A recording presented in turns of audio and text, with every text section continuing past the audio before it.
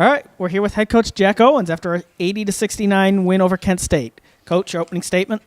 Well, I thought we came out and competed. I thought, the first half we came out and execute defense and offense and kept a good team out of transition off the offensive glass. I was very pleased with our effort and our execution. I believe we had 9 assists off of 20 makes, and that was really good. And I know Ringo set the table, but our guys all played well together. They shared the basketball, and they kept them out of transition. Anytime you can get a win in league play, you take it. Questions? Kent State's a team that likes to get to the line anyway. And then in the second half, they were in the double bonus before the 10-minute Correct. mark, which was coincidentally a time when they were, making up some ground. How, I don't want to say nervous, but how much of a concern was that for you at the time? Well, I tell you what, obviously it's a concern, but what bothers me at times, and we got to figure it out, is that we have to be disciplined. I talk to the guys about it all the time.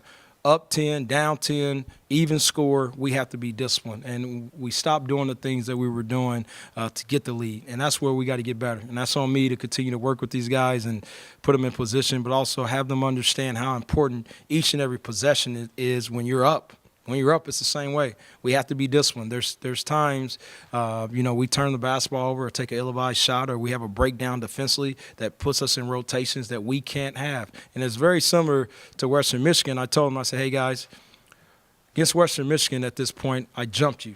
I tried to get you to do what we work on each and every day. And that's everyone involved. That's seniors on down to the freshmen, that we have to be disciplined. That's the one thing I just told them. I said, guys, we're a good team, and we're not going to be great until we become disciplined. And that's one thing that we got to continue to work on and do the things that we do defensively, because when you can have a team like Kent State and what they did to Central Michigan, how they were playing, you can keep them out of transition, you can keep them off the offensive glass, and keep them out of the middle of the paint. You have success. De La Rosa had about 3 inches on even your tallest guys. How do you go about game planning for a guy like that, especially since he shoots free throws so well? Right. Well, what we talk about is not allowing him to have angles, and you never can get 2 feet in front of a big guy like that. I was at Purdue, and we had 2 guys like that. If you ever got 2 feet in front, it was over. It was over before it started. So what we do is we make sure we play post D 3/4, and we put feet around him. You know what I mean? Big guys don't like when there's a crowd. So we give them different looks, where sometimes we go with the 4, sometimes we go with the low man, sometimes we don't go, just trying to keep him off balance. But he's a good player. You allow him to get deep post-up position, he's going to score the basketball. But it's on us to continue to do what we do. I thought on 2 or 3 possessions where Logan or Bam got out of position, I thought Darius did a great job playing post-D tonight. But for the most part and overall, the guys did a good job on him and just tried to make him score at the top. Foul trouble was obviously huge in that Right. second half, but managing your bigs was really key. And you talked about Darius, Precious got in there, but you talk about managing those bigs so Right. you can get guys like Logan and Bam back in there late. No, that's good, Bate, because the thing is like the foul that Logan got from displacing him, that's just for not being disciplined.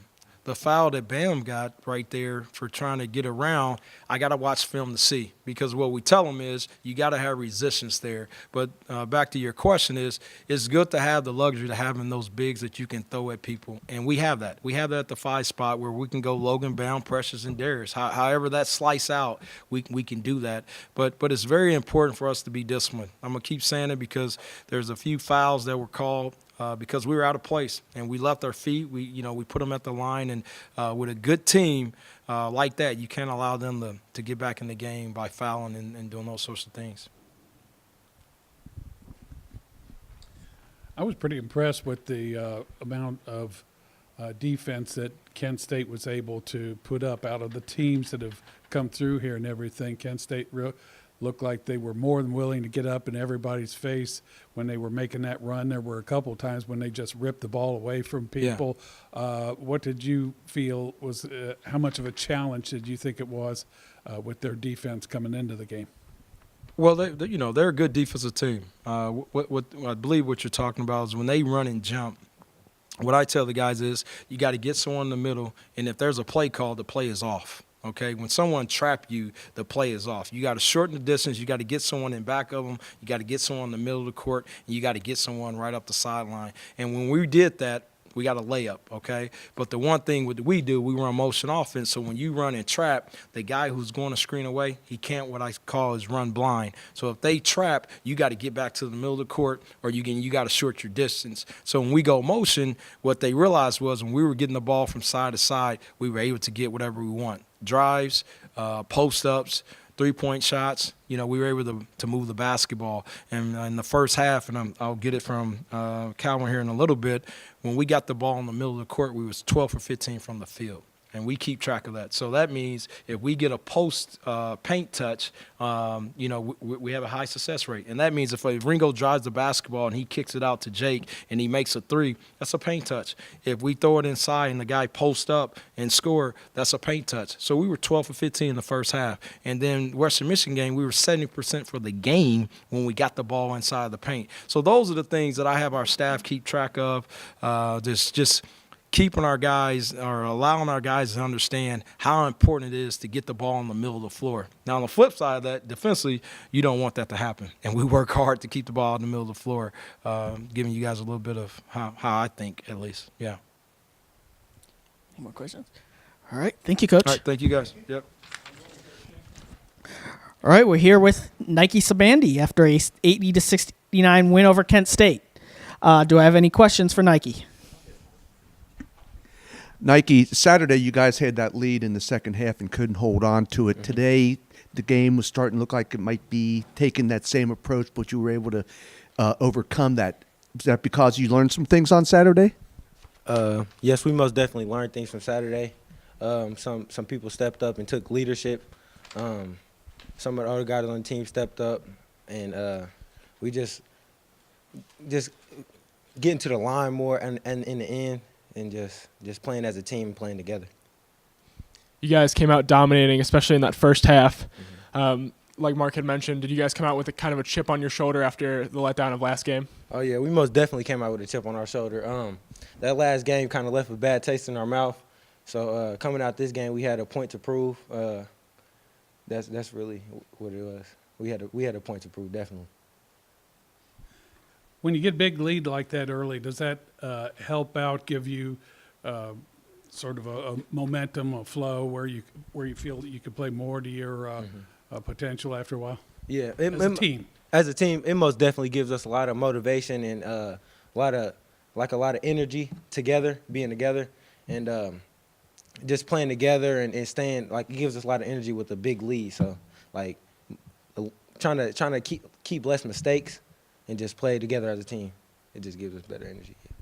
Kind of looks like Kent State's going to be a team to contend with because they have sort of a balance of really big guys and some good guard play.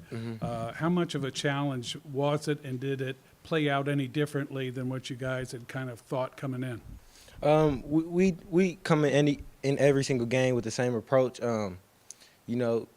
With different teams, we scout them different ways, but at the end of the day, they're a team, we're a team, and we just come out, we scout them, they scout us, and we just come out and play our game and do what we do. Coming into the game, what was the challenge from Coach about defense, especially against their guards? Yeah, he definitely emphasized for these past couple of days that we had off to their guard play is good. They have real good guard play. A lot of quick releases, quick shots. So that's what we've been working on in practice. Just our scouting report on them, everything. We just scouted them really hard, their guards. You had a 30-5 run there in the first half. How much fun was that? That was real fun, man. Playing together as a team and just seeing everybody excited, happy, jumping, and all the energy, all the positive energy. It just gives us a lot of energy as a team. More questions? All right. Thank you, Nike. Okay, thank you.